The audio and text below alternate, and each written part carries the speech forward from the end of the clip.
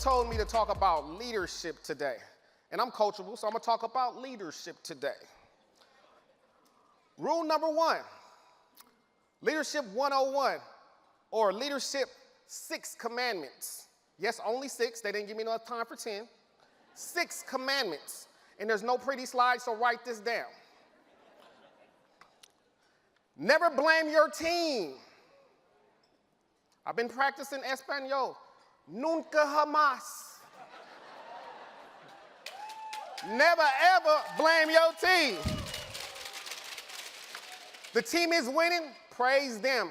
It's because of them. If it's losing, it's your fault. They're not looking for another manager. They're not looking for a boss. That's why they're doing Primerica. Does that make sense? They're looking for somebody to lead. So wherever your team is at, it's your fault. Nobody to blame but yourself.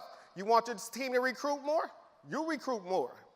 Your team's not doing what they're supposed to? They're becoming a problem? Get wider than the problem. Go get another direct. Does it make sense? You want them to recruit more? You recruit more. You want them to do more premium? You do more premium. Lead by example. Is that making sense? Rule number 2. Say number 2. Every time I say a number, I want you to say that. Have an attitude of gratitude. You heard that one before, right? It's very cliche, but we got to be grateful for everything. Be grateful you're in Primerica. Be grateful for your team. Be grateful for your spouse, even though they might get on your nerves sometimes. Be grateful the fact we're going to Universal and it's not raining.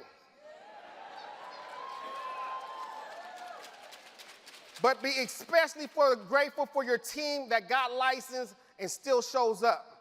I don't care if they do 0. I remember a long time ago, I was in a meeting with Rick Susie, one of our uplines, and he said, when you have somebody who doesn't do much, be grateful they show up. This is a voluntary army. They don't have to be on your team. They chose to do this. And he said, when they close a sale, you get on your knees on the stage in front of them. Thank God they closed the sale. Don't come at them like, finally you did something. Like, I'm more grateful for the one who's still here, that's not doing much, and then finally closes than somebody who closes all the time. I know that sounds weird, but I appreciate everything. You must appreciate everything about your team. Have an attitude of gratitude. Does that make sense? Rule number 3. No, rule number 3. There you go. Create a positive culture. My team's not positive. That's your fault. You must not be positive. You must not inspire hope in people. You must not keep them excited. They must not feel like they're going any place important to be excited about life. They're not excited to be on a team, but get them to be excited about this opportunity, though. I don't care what's going on with you personally. Your team don't need to know that. When I had a serious health scare, I had to learn how to walk and talk again. My team did not know what was going on with us because I didn't want them to focus on me. I need them to focus on themselves. Your goals do not change despite what your leader is going through. People are here for themselves first, to help people first, to change their financial future first. And they need to come somewhere where they feel positive and they want to come back to. Does it make sense? So we constantly need to pay attention to our meeting attendance. Do you have more at this meeting than you had the last meeting? Constantly growth. Number 4. You must be selfless, not selfish, selfless. As soon as you become a field trainer, it's not about you no more. It's about your team. It's not about your goals and dreams no more. It's about theirs. But let me explain something to you. When you focus on your downline's goals and dreams and they achieve them, who else gets their goals and dreams achieved? Absolutely. So if you just focus on them, don't worry about your next milestone. What about theirs, and what are you doing to contribute to help them get there? If you look out here, you see all this orange? Imagine if your team looked like that. Think about how selfless you got to be to have a team that shows up for you like that. Think about the standards you must have to have a team like that. It's about them, not about Willie and Lorena, even though I'd love to make $1 million a month. Number 5. You'll get it by number 6, I hope. Be the example. Lead from the front. Your team never shows up on time because you never show up on time. You're on Zoom and everybody got their camera off because your camera's probably off for your upline when you have a meeting with them. You miss a meeting because your foot hurts, your team is not coming because they stumped their toe. You're a bad example. Lead from the front at all times. Like I said, it's regional leader, division leader, district leader. It's not regional manager. You're not here to manage people. You're not here to supervise. You're here to train them and show them what it takes to be a winner. Does that make sense? If they wanted a manager, they would keep their W-2 instead of a 1099. They want you to show them the way. And when they win, it's not because of you, it's because they decided to. You praise them for that. We're recruiting great people. You just got to show them the right direction. They were great before they got here. You just put them in a better vehicle. I remember a long time ago, Lynn said something, because a lot of times you'll take responsibility for your team winning, or you'll take responsibility for your downline success, or you'll take responsibility, but you don't want to take responsibility when things go wrong. I used to do both. I'm taking responsibility if you win, I'm taking responsibility if I lost. But he told me, look, a couple years ago, he said, you're not responsible for your team's successes or failures on an individual basis. They have to choose that. They choose to fail or they choose to win. You're just guiding them in the right direction. Do not take responsibility for other people's success. Does it make sense? Because they're here for them, not you. Rule number 6, or commandment number 6. You must be mentally tough. You can't expect people to overcome adversity if you can't. What have you gone through and your team seen you make it through and show up and do it anyway? What have they seen? Or is somebody else on their team their example? I remember when I got sick in 2018, September 2018, Amber had to take over the business completely, give it up to Eric Davis. But I remember one of my thoughts, because my upline, Neil Gerfine, would always say this. He said, look, whatever you're going through, that's going to be another diamond in your ring. Oh, that's going to be a ring. If you get through this, you'll be a ring. I remember I was laying there and I couldn't move my left side of my body. I was slurring my words to speak. I couldn't dress myself. And I said, this is going to be $1 million. But imagine if I still worked for the state of California and parole. I wouldn't have been rushing back to work. But I had something to live for. I had something to achieve. I had something to get better for. But also that came from being mentally tough. People ask me, how'd you get through that? How you and Amber get through that? Primerica. Primerica makes you mentally tough. Primerica makes you strong. Primerica has a no-nonsense, no-excuse mentality. That's what got me so excited about this business. Great leaders like Rick Susie, Art Williams, it was no excuse mentality. It was going to make it through anyway. And I was sitting there, I don't care what happens. I don't care if I never walk again. It's not going to stop us from getting this $1 million. Does that make sense? Love you guys. See you at Universal City, where it's not going to be raining. Be grateful for that. And I'll see you at Universal. Yeah. We made a commitment. In 2020, we had the opportunity to sit with Lorena and Willie. We were at one of their fast start schools, and we saw what they were doing, and we understood that if we didn't start raising our recruiting and licensing, we were going to get left behind. But because we come out of a base shop of premium, you struggle with your mind. You know, you struggle like, no, but how are we recruiting so many and not producing so much? And finally, we decided we got to change it. And it's been maybe about a year, and we went from 310 licenses to 740. So it's been pretty good, right, for us. But when then I see 1,000 and 5,000, I'm like, okay, it's not that good, but we're going to keep growing, right? So we're just extremely blessed, and thank you so much for taking on that role, Sarah. And our whole hierarchy is going to make you proud, and we're going to make home office proud. Our goal is to go over 2,000 licenses this year, and that's what we're going to do. And I wanted to talk to you guys, and you guys heard it yesterday, a lot about leadership and growth. And I think in leadership, we got to learn to empower. You know, leaders lift others up. We empower others by recognizing their strengths, offering guidance, and when needed, not always, right? Only when needed. and creating an environment where everybody's going to feel valued.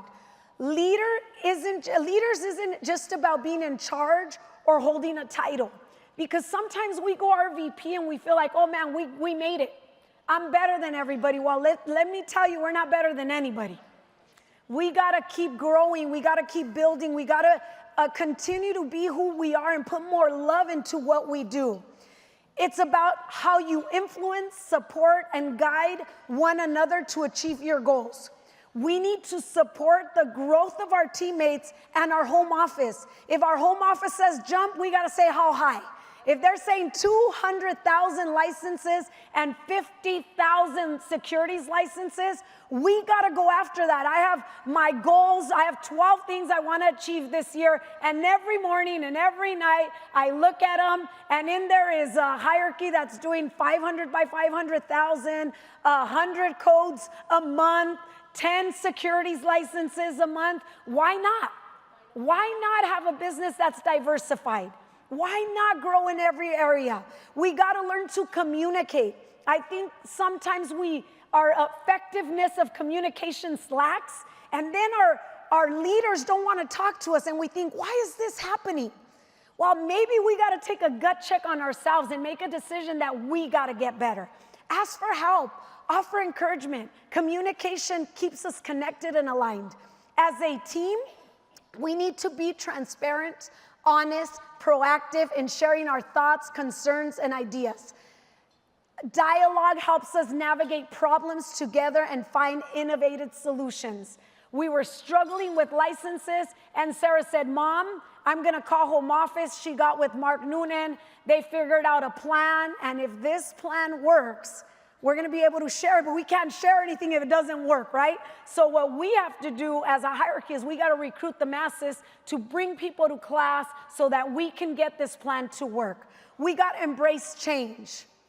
We are in a world that's evolving very quickly. The ability to adapt is essential. If you've seen it with Primerica, the CRM, everything that they do every single day, our home office is working on innovating and growing and getting better for us.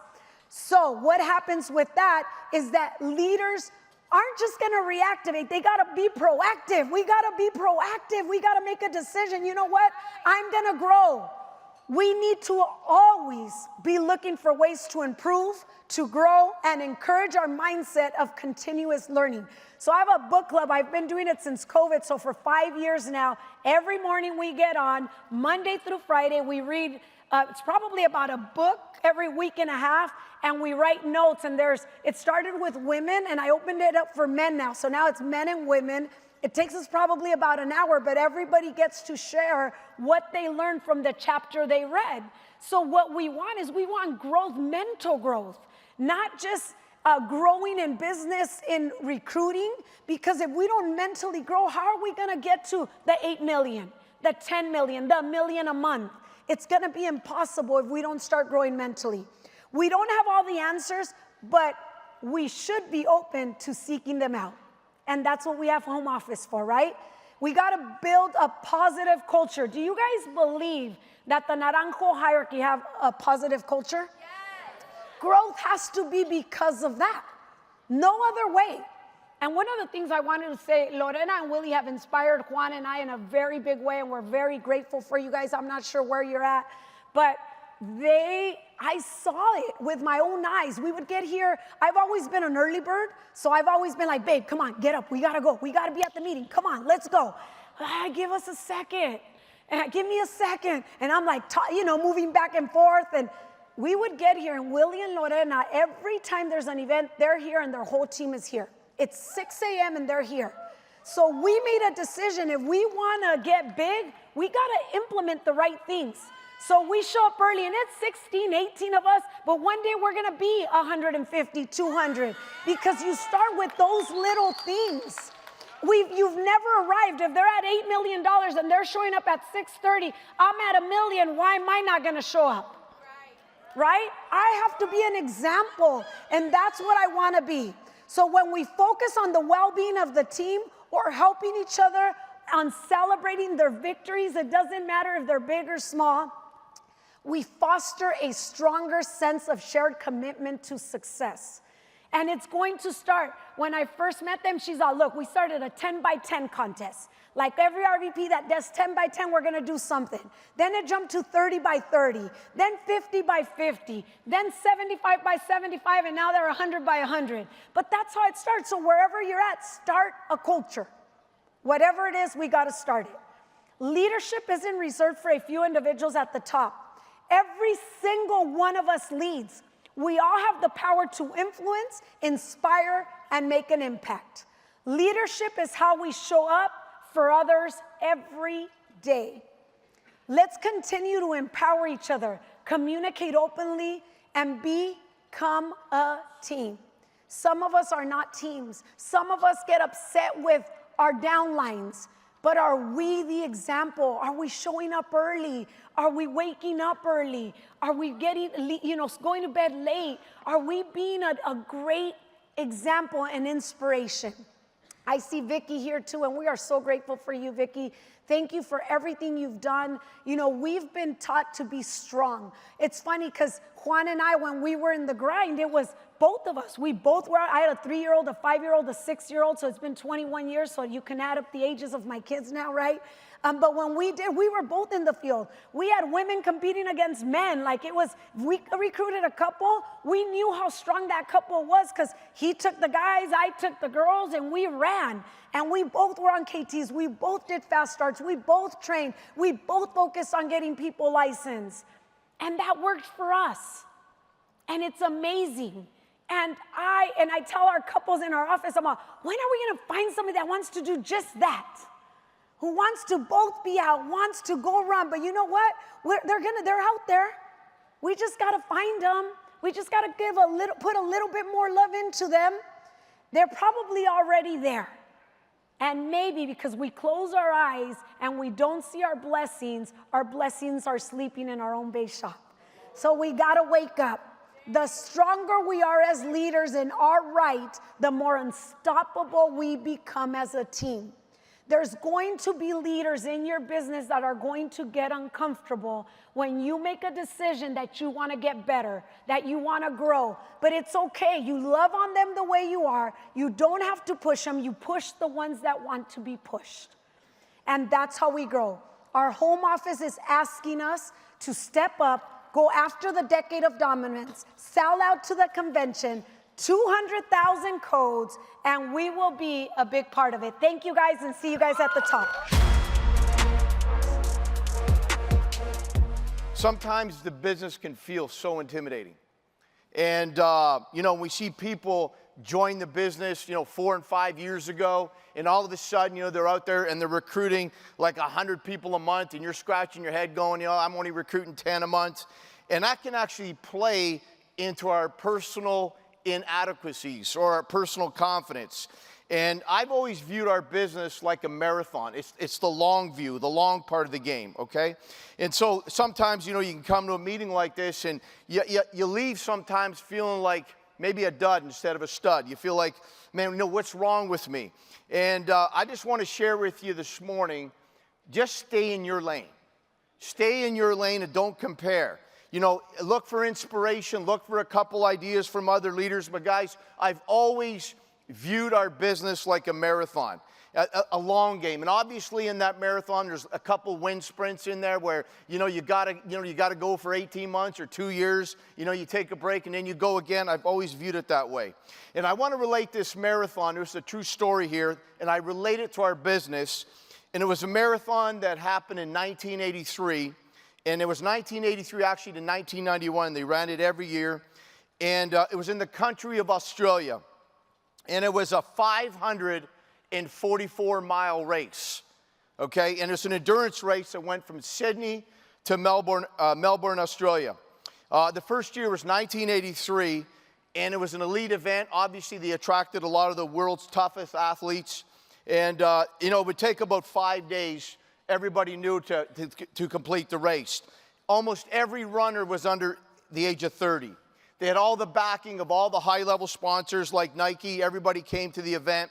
But there was one runner that showed up, and he was 61 years of age. He was a competitor named Cliff Young, and he entered the race. And as he approached the registration table, the staff was actually in disbelief, and they looked at him and they commented and they said, "Hey, you actually going to run?" And his comment was, "Yes." "Where are your running shoes?" And if you could bring up the first pick, all right. He didn't have running shoes. He had galoshes or rubber boots. And at this point, 4 of the 5 organizers of the event circled around him, and they really believed that this was a publicity stunt. And they began to question him in a very condescending way. You know, have you ever even trained for this event? You know, you don't even have a trainer. You know, at that point, he pointed to his 82-year-old mother on the sidelines. And at this point, they were convinced that this was a media stunt. At this point, actually, Cliff Young stopped responding to the questions and the ridicule that was happening. He had to block out the noise. So what Young did, he rolled up to the starting blocks with his rubber boots, all right? The ultimate, if you think about this, he was the ultimate unscripted character. He had holes in his pants for ventilation. He removed his false teeth because he figured it's going to rattle, okay, when he ran. And it was actually a very, very strange sight. But anyways, here he was in his everyday clothes with a number pinned on his back. He was met with more disdain, more disbelief, more mockery. The crowd mocked him with words like, "You ain't going to make it 3 blocks, let alone 500 miles. You're too old. You ain't good enough. You're out of shape. Your best years are behind you. You don't even have a trainer." See, guys, I'm sharing it with you because I relate to Cliff Young's story, all right? You see, many times there's words that are spoken to us, that are spoken over us, that are spoken about us, that have a significant impact on our lives. And we all meet people in this business that words were spoken over to them prior to them joining our company, and they believe those words to be true, when in fact they're not true. See, many of us had to overcome things that family and friends and people that said things to us about maybe we couldn't do the business. You see, a little bit about my story is I was born just over 50-some years ago. I say that some years ago, okay? In Canada, in Ottawa. But I was moved from foster home to foster home. So almost for 2 years, I was living in foster homes. Then I was adopted in a place called Sudbury, and I was raised in a place called Timmins, which is 9 hours north of Toronto. It's, you know, snow 7, 8 months a year, a place you really want to, you know, your top 10 dream vacations, I'm sure, all right? But my adopted parents were very abusive. So I went through a lot of abuse. I heard things like, "You ain't good enough. You'll never amount to anything," all right? I went through a lot of abuse, cracked ribs, blood welts from the leather belt. My dad was an alcoholic, so that's some of the abuse I went through. The emotional abuse was I was given a hockey stick every 2 years. I was a kid that wanted to play ice hockey. I couldn't afford skates, but I remember cutting up my hockey stick into 6-inch pieces and throwing it in the wood stove one year. You know, my mother said at age 12, he said, "The only reason why we adopted you is because nobody else wanted you." And so when you get words that are spoken over you, then all of a sudden you get introduced to the business. Your belief system isn't there. You start going, "Hey, am I good enough? I don't think it can happen to me." You see, at age 16, I go to the Pink House. I was living in this room, a place. I had a room that was about 3 feet by 8 feet. I tell people it was so small I had to walk out of the room just to change my mind, okay?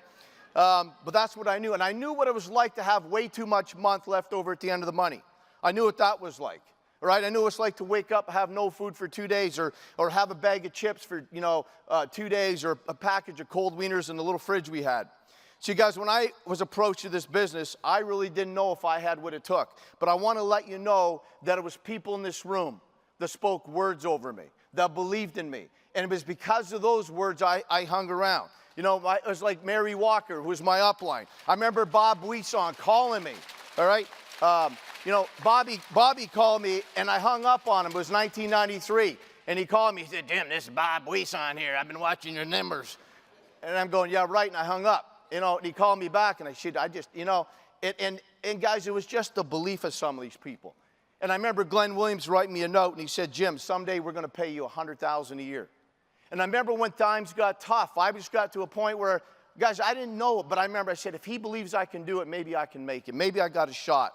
See, guys, those are the words that kept me going. And I want to let you know that your words are going to outlive you. Think about many of us, we quote Art Williams, and he's been gone for 35 years. Your words are going to outlive you. And I want to share that with you because what you got to do as leaders, if we're going to be a company that leaders that develop leaders, we got to start speaking words of life over everybody. And guys, this was the first time in my adult life I heard you can be somebody. You got a shot. You can make a difference. This can happen for you. Guys, this is the first time ever in my life I had that happen. So let me go back to Cliff Young because I got to fly here. See, guys, when the runners left the blocks, all right, he fell quickly behind. The media, the critics, they all said, we told you so. We told you he wasn't going to make it out of the city. And everybody knew that this race, they would run 18 hours a day and sleep 6. Everybody knew that except Cliff Young. The first night, he put his head down and he ran all night long. And when dawn broke, he was 5 miles ahead of the pack of runners. On the second night, when the professional runners stopped to sleep for 4 to 6 hours, Cliff Young slept 2 hours. No science, no technique, just an incredible desire to win. He got up earlier, he grabbed the lead while all the others slept. See, guys, I believe our business is like a marathon, but it's a little wind sprints all along the way. See, how many of our teammates back home, they don't think they have what it takes, right? They don't know if they can recruit 100 a month, but they can start with 2 recruits and 3 recruits, and that's what the message we got to get to people. After the third day, Young slept 1 hour, got up and ran. By the fourth day, he was plastered all over the newspapers, into the international news. Everyone was saying this old bloke, he's actually going to make it. He was miles ahead. By the fifth day, Young had caught the attention of all the international media, and he didn't disappoint. The 61-year-old farmer crossed the finish line in first place. 10 hours ahead of the competition, okay? I want to share this with you. I got to go here, all right? Guys, he covered 500 miles in 5 days, 14 hours, and 35 minutes. The media, as I close, interviewed him. They asked, how did you do it? How did you do it? And he said 2 things that I think apply to our business. He says, number 1, block out the naysayers in your life. Block them out. And number 2, whatever you've been through in your life is an actually training ground for this moment. And he said that because he said, when I grew up and we'd have a storm hit, we couldn't afford tractors, we had no ATVs, we had 2,000 head of sheep and 2,000 acres. He goes, I would run and gather all those sheep, and I would go 2 or 3 days without sleep. And so I figured, what's another day or 2 without sleep? See, guys, many times we come to this meeting, and you're going to see people on stage, and they're going to have those like Nike suits. They're going to look like, man, they just look the part. They must never get rejection. They must have it all. Guys, when I got in the business, there was 400 people making $100,000 a year. And I remember looking at that Golden Eagle book, you know, and looking at the faces and going, man, if that sucker can make it, I know I can make it. You know, I just looked, and I kept looking because I needed that belief system. And I'm sharing that with you guys because your words are powerful. Your words are going to outlive you. They're going to outlast you. And if we're going to be a leader, a company that's going to develop leaders, understand that your words are about speaking life to people. God bless. Hello to the greatest team ever assembled in the history of the world. It's making an impact. You know, Glenn gave us a mandate to have a business of leaders who develop leaders. And my talk today is called Being a Peacekeeper versus a Peacemaker. People hear those words, peacekeeper, peacemaker, sounds identical. They're literally a million miles apart. Quick example, if you have an 8-year-old in the 2nd grade, they came home from a bad day of school and throw a tantrum and decided to scream and yell, I'm never going back to school again. I'm done. I hate school. School's not for me. A peacekeeping parent will say, that's okay. I understand you never have to go back. Just go play. It's all fine. No decent parent would ever do that. A peacemaking parent is way more concerned about long-term peace than short-term calmness. And they're going to tell them whatever they got to do to pull up their bootstraps and go succeed and go finish their education, right? So 1 Thessalonians says, be thankful in all circumstances. For this is God's will for you. So I wanted to start off by saying, I'm going to save you some money. I checked on Amazon this morning. There's about 8,400,000,000 books on being positive. Never got to go buy another one again, invest the difference. But here we go. It doesn't mention anywhere in the book to be positive, but it does mention over 60 times to be grateful and to give thanks. Okay? You cannot look down and look up at the same time. If you're grateful, you have no choice but to be positive. So this morning, I am grateful to God who birthed this company, who's protected this company, who's got a plan for this company to make a major impact around the world. I'm grateful to my beautiful wife, Lois, who's always been by my side, my family, who's here, sneak in the room somehow. Our 111 RVPs, our 4,000 licensed teammates. My wife and I pray for God to put the right people into our business, and there, each and every one of you, an answer prayer. For our 76 winners who are here in this room right now, we are so proud of you. I get emotional and I cry if I mention your names. And to our home office, every single home office employee, we can't do what we do unless you do a great job at what you do. And please know that you're all loved and appreciated. So who do you choose to be in 2025 and beyond? A person of interest or a person of impact? You know, you ask any pastor out there, what's the number one cause of marital distress and divorce? They'll say it's fighting about money and finances. The American Medical Association did a study. It said the number one cause of migraines, ulcers, high blood pressure, diabetes, heart attacks, strokes, suicides is stress. And the number one cause of stress is money stress. We have to heal people in the area of a major sickness and hurt in their lives, and if we don't do it, nobody else will. Interesting or interested, okay? There's 90 million households right now that believe they'll be in debt till they die. They're under premium, underinsured over premium. They have no investments or not saving in the right places, and the financial industry has no idea to help them. We are the only answer. Inward focus versus outward focus. We have to overcome, each of us have to overcome our demons and go succeed so we can inspire and liberate more people to do the same. And what can I get versus what can I give? But above and beyond that, there's still 100 million orphans in this world who are scared, hungry, thirsty now, and to whom much is given, much required. We can do so much more than just make money to buy material stuff. So what is your belief system? As we approach this time of the year, it's important that we have one, right? Our business is not just about transmitting information. You're not here to get information. You're here to change your life. The product of Primerica is not term insurance or mutual funds. Clearly evidence in this room, the product of Primerica is change lives. It changed my life, and it's changed your life. You know, Sam Shepard, one of my favorite people in the whole world, has a quote. Here's what he said: I don't take restaurant advice from people who look like a pencil. Meaning, if you're skinny and he's looking for a restaurant, you talk about why one is good, he would look at you and say, there's no evidence you would know a good meal if it came up and kissed you on the cheek. So, that being said, if Glenn has given us a mandate to have a business of leaders who develop leaders, is there evidence in our lives to convict us if it was a crime, right? So what is your belief system? You know, like you say, I believe family is important. Yeah, it's nice that you say that, but are you on your phone with your family, or are you giving them quality time? I believe in investing. That's cute and that's nice, but have you made a decision and taught many families to draw a line in the sand and decide to never allow a month to go by without investing? I believe in debt freedom, but what is your month and year, and do you have a plan to get there? I believe RVP ASAP is the place to be. That's cute, that's nice, but are you really, really fighting for that promotion? I believe in recruiting, but are you bringing in people every single week and every single month in your business? I believe in promoting RVPs, but have you promoted one since Noah took some animals on a boat ride, right? I believe in giving, you can say that, but to whom much is given, much is required, and I challenge every one of us to be people who live to give. You know, Bill Arender changed my life with a story that many of you heard but didn't hear the end of, where this guy was out there on some beach and many starfish were dying. He started throwing them in, and some person cheered him on. Good for you, young man. You just saved another one. And Bill would say, what is wrong with that person? Who raised that kid? That's not the right thing to do. If that person cared about starfish, they would leave the starfish, go to the boardwalk, recruit 10 people, tell them each to go recruit 10 people, and bring back an army to save every single one of them. And that's what we have to do if we're going to be leaders who develop leaders. Amen?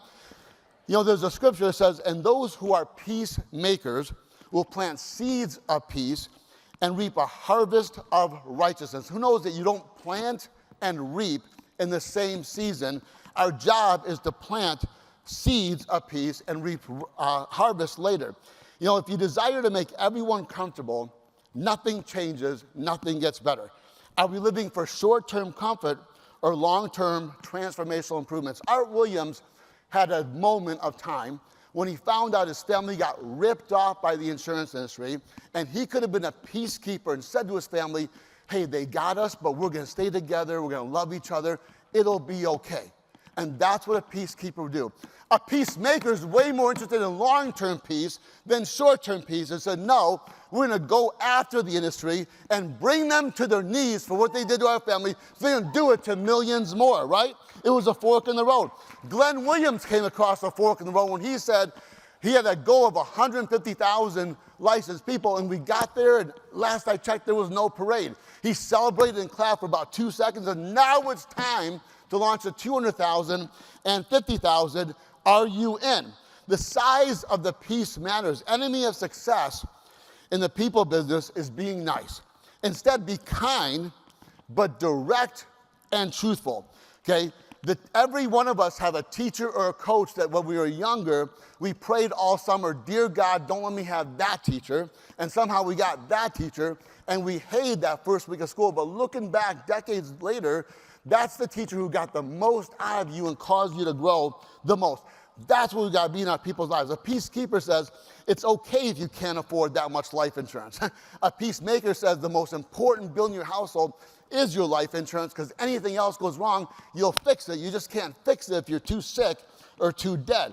It's okay if you can't afford to invest. Don't worry about it. No, it's pay me now or pay me later. A peacemaker makes that clear. It doesn't matter what happens. You got to save the money every month.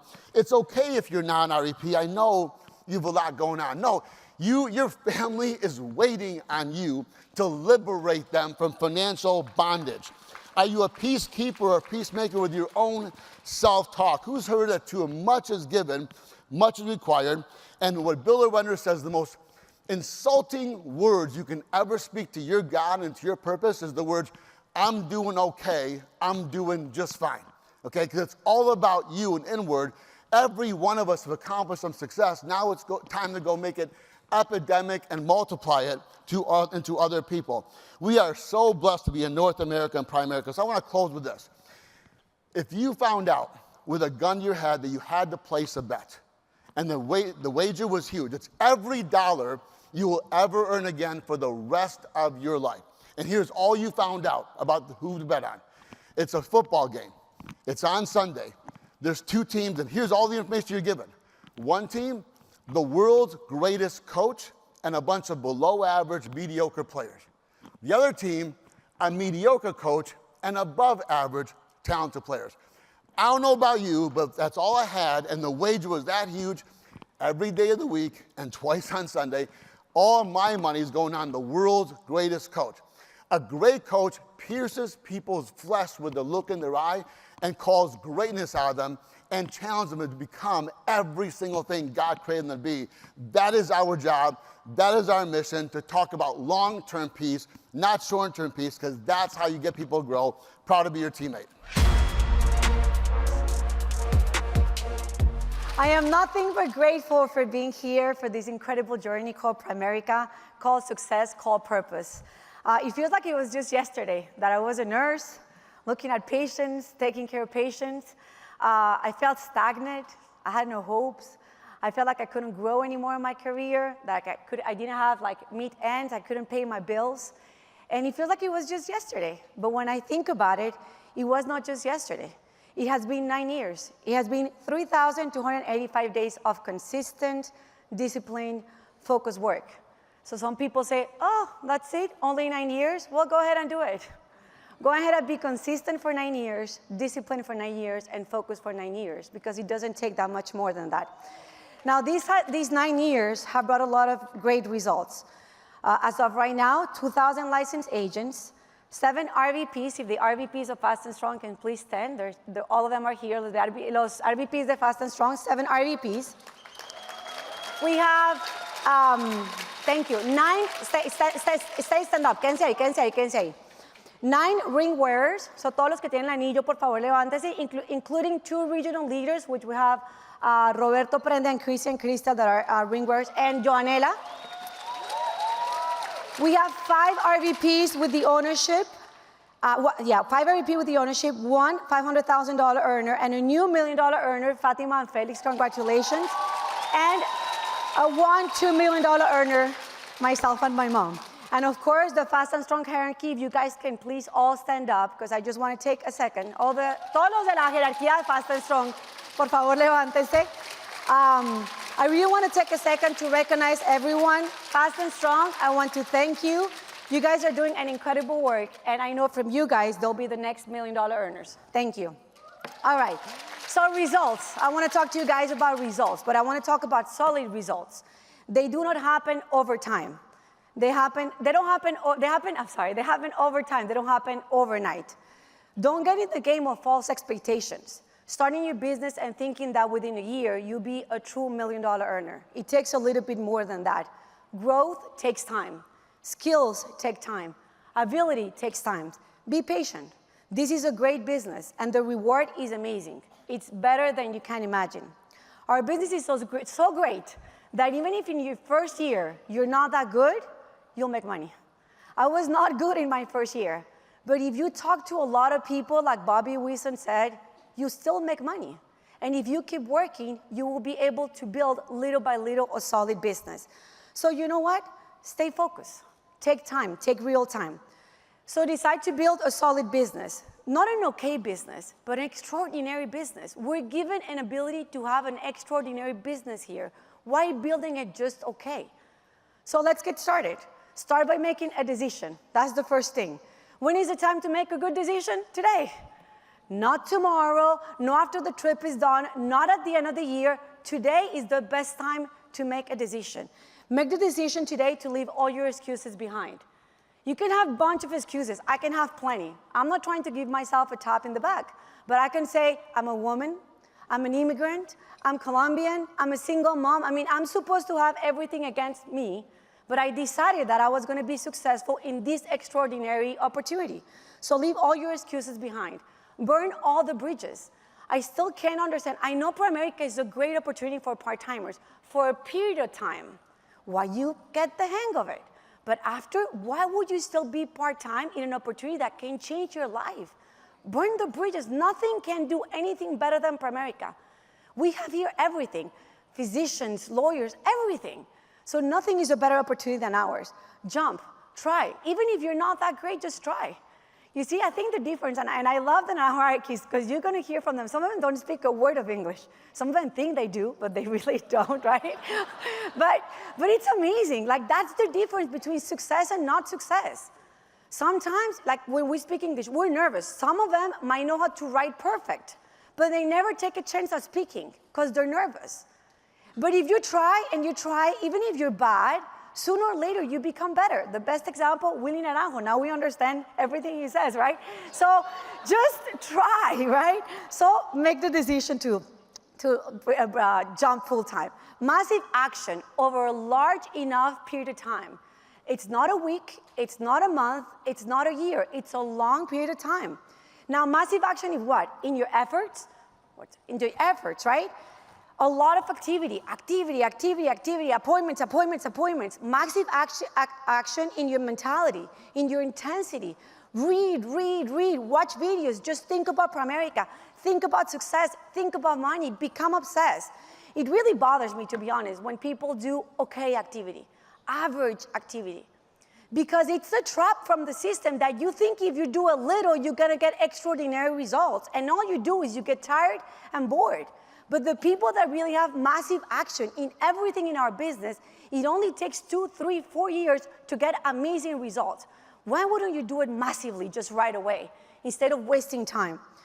Right? So if you do the business here and there, if you recruit here and there, if you close here and there, you'll get paid here and there. And then you wonder how some people get paid $100,000, $200,000, $300,000, $800,000 a month, and others get paid $1,000, $2,000.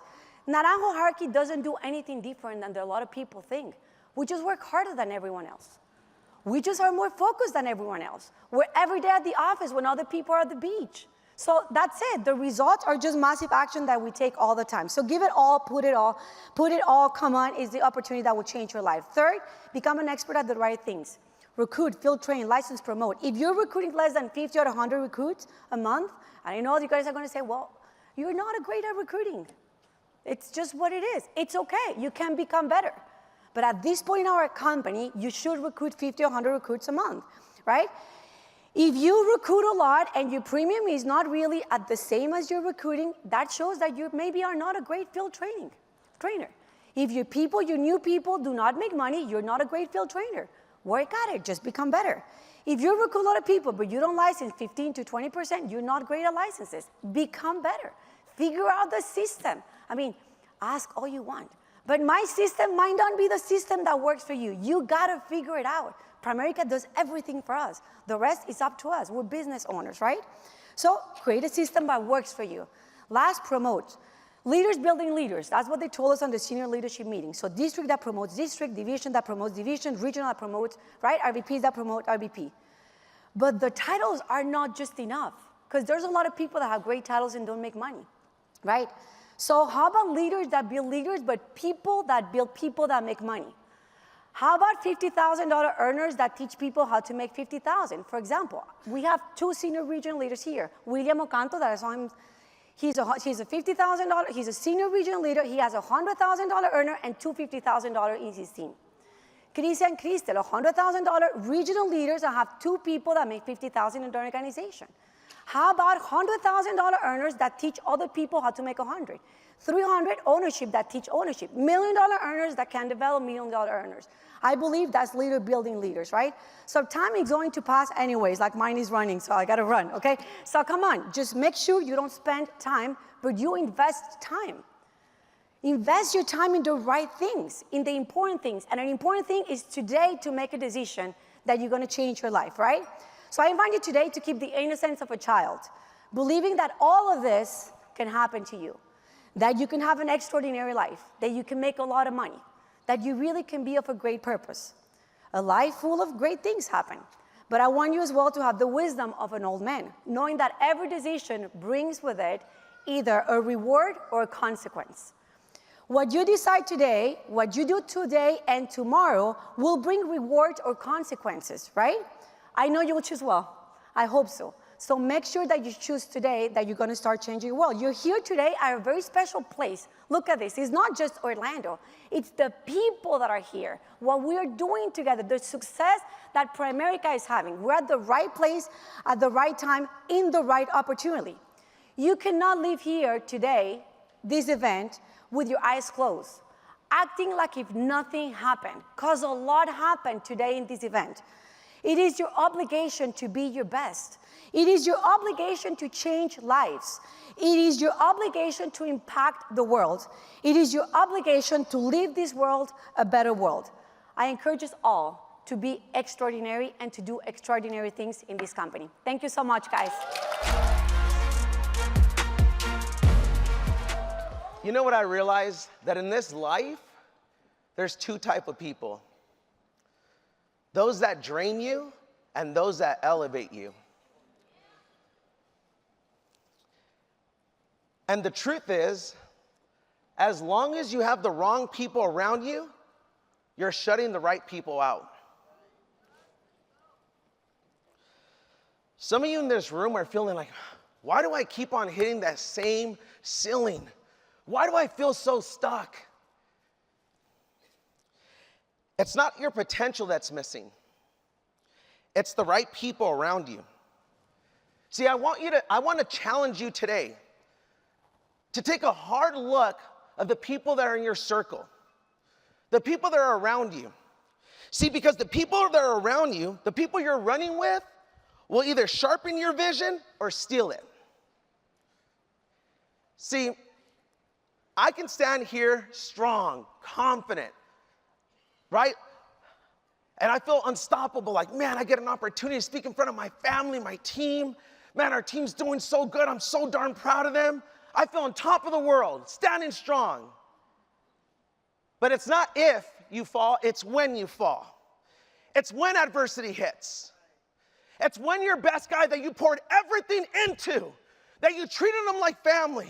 You went to the family gatherings, and not only did they quit, but they went to another company. It's when divorce hits close to home. When one of your family members gets a divorce, one of your teammates gets a divorce, and it's devastating. It's when the doctor walks in and they say it's cancer. Man, it hits. But see, when you have the wrong people around you, they let you fall. The right people. I mean the right people. Not only do they catch you, but they pick you up. They lift you higher than ever before. They breathe belief into you. They remind you who you are. See, who's around you will make everything. See, thank you so much. Give them a hand.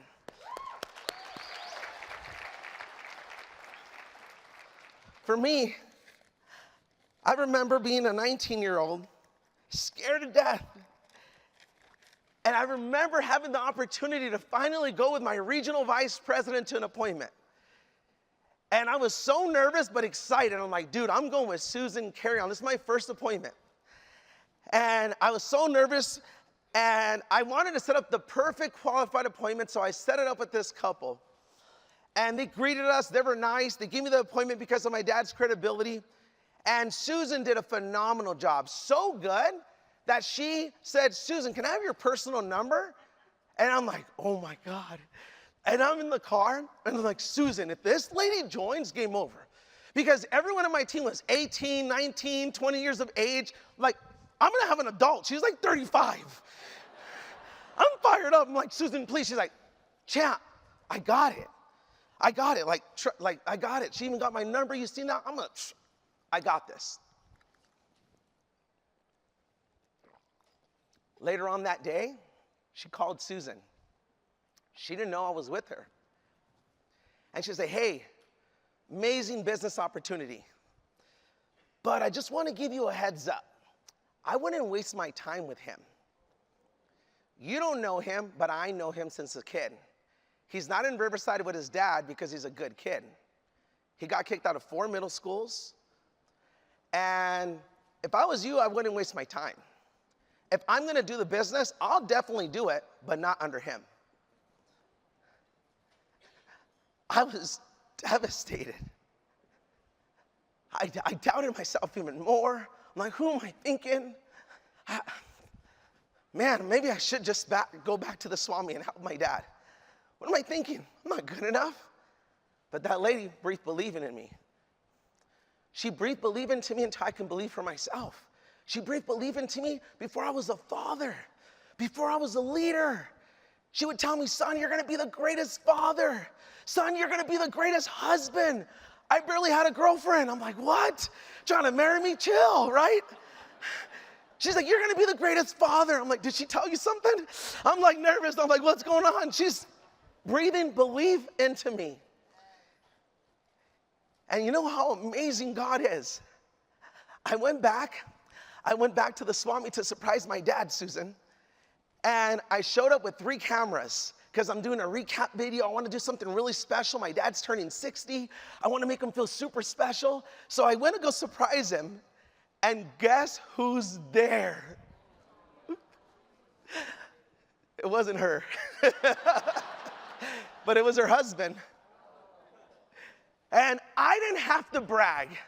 I didn't have to tell him how successful I am. My dad already did that. He's so damn proud. He's like, you know who my son is? To everybody. My junior. He's the Sal here. He's a multi-millionaire. His team grew to 8,000 people now. He has 100 regional vice presidents. It's unbelievable. I'm so proud of my son. Look at this. People at the Swami taking pictures with me like, dude, you're a legend here. I'm like, hey, I'm a legend somewhere at least, right? I got the Swami, but I'll take it. Right, guys? And he was there. But I didn't have the success that I wanted fast enough because my heart wasn't ready. The old junior would have say something now. That does not glorify God. You know what I did? I said, Tony, remember you were one of my first appointments. Thank you. Look where I'm at now. Thank you for giving me a shot. You have no idea. You did that for me. Look where I'm at now. They don't know that inside, every time I wanted to quit, I didn't want to prove that lady right. It was that fire I needed inside of me. Guys, and I'm telling you, there's so many people out there that just try to point out your past, why you're not good enough, and it's your circle. I'm telling you right now, guys, this is something really important. See, I'm gonna ask you again, okay? Who's in your corner? Who's catching you? See, guys, it's not about looking the part, it's about heart. I had heart, I had determination. I just needed someone to believe in me. See, I want you to understand this. To me, when I went back there, I couldn't describe the feeling. I couldn't, man, Omar, you should have seen. My dad teary-eyed, just like my son. What if I would have quit? What if I would have let that lady steal my dream? And see, guys, there's even people in here that try to bully. You've been here, what, how long? This is going on? Dude, cancel them out. Guys, I'm serious. Compete, but don't compare yourself that it's going to put you down. Man, get inspired. Man, guys, thank God for what they're doing, but you know what? You're next. I hope a giant inside you is coming up and pulling out that greatness in you like my coaches did, like I'm doing for my team. You know what I did last month? I didn't just talk. I did my greatest personal production numbers last month. I said, guys, follow me. Follow me. I'm on my game. I'm developing new directs. My base did the lowest numbers ever in December. It was embarrassing. What am I going to do about it? Blame my team or look in the mirror and say, I got to step up? So what did we do? Franny and I got some directs. Man, we're after it. We did over 25,000 personal. Guys, look at this. But it starts with this. You got to let the wrong people go and open the door for the right people. And watch your life, watch your business, watch your life totally transform. I challenge you to let someone pull the giant out from you. But most importantly, you pull out the giant from your team. For the people that are here, that are ready to go to the next level. I love you guys. I can't wait to see you at the next convention. God bless you guys.